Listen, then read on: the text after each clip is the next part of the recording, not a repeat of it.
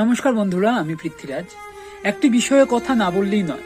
অনেক সময় কি হয়, প্রতিবাদ করব ভেবেও হয়তো করা হয় না, কারণ প্রতিবাদ করতে গেলেই অনেকেই গলা চেপে ধরে, তো প্রতিবাদ করতে চাই না এখন আর, হয়তো ইচ্ছে থাকে। রিসেন্টলি আমাদের সাথে যেই ঘটনাটা ঘটে গেছে, আমাদের আশেপাশে এই ঘটনাগুলো আমরা প্রায়শই দেখি। এই যে ডেলিভারি বয়টি, আমাদের বাড়ির খুব কাছেই তার বাড়ি, এবং যেহেতু একই শহরের মানুষ আমরা, তো সে যেভাবে অত্যাচারিত হয়ে মারা যায়, কতটা অত্যাচারিত, কতটা নিপীড়িত বা কতটা কি, সেটা খুব কাছে থেকে দেখিনি, খুব সামনে থেকে দেখিনি, বা তাকে ব্যক্তিগতভাবে চিনি না, কিন্তু যতটা শুনতে পাচ্ছি সমাজ মাধ্যমে এবং যতটা নিউজ চ্যানেলে জানতে পেরেছি, খারাপ লেগেছে। লাগার পরে আজকে আমার সাথে একটি ঘটনা ঘটে, এবং এই ঘটনাটি ঘটার পরে আমি দেখলাম যে হ্যাঁ, কিছু মানুষ আছে যারা অল্প বিস্তর শিক্ষা গ্রহণ করেছে, আর তারপর তারা ভাবছে যে তারা বিশাল কিছু। নিম্ন শ্রেণীর লোকেদের, যারা একটু ছোট মাপের কাজ করে, অনেকে আছে পড়াশোনা করেও ছোট মাপের কাজ করতে হয় পরিস্থিতির জন্য, তো তাদেরকে হেয় করছে।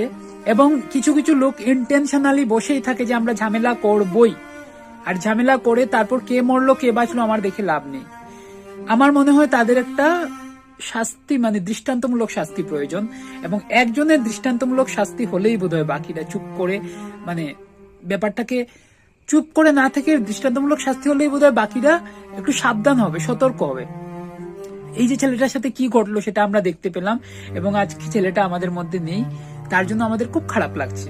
এবার আমি আজকের একটা ঘটনা বলি, এবং কোনোভাবে আমি জানতে পেরেছি যে মেয়েটি এরকম করেছে, সেই মেয়েটা নয় কোনো স্কুলের টিচার বাগেরা এরকম কিছু একটা। তো শুনতেই আমার মনে পড়লো, আজকে আমার গাড়িতে একজন টিচারই উঠে।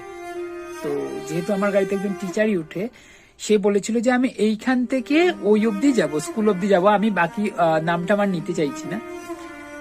আমি তখন বলেছিলাম হ্যাঁ যেতে পারি।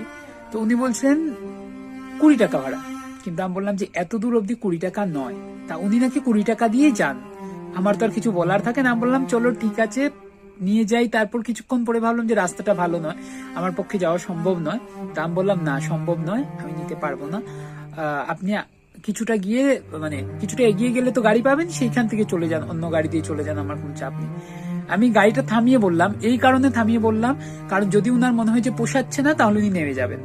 কিন্তু উনি একদম ঢিট মহিলা ছিলেন, উনি নামতে চাননি, বরং উনি বলেছেন ঠিক আছে আমাকে ওই জায়গা অব্দি নিয়ে যাও, যেখানে 20 টাকার ভাড়া সেইখানে নাকি উনি 10 টাকা দিয়ে যান।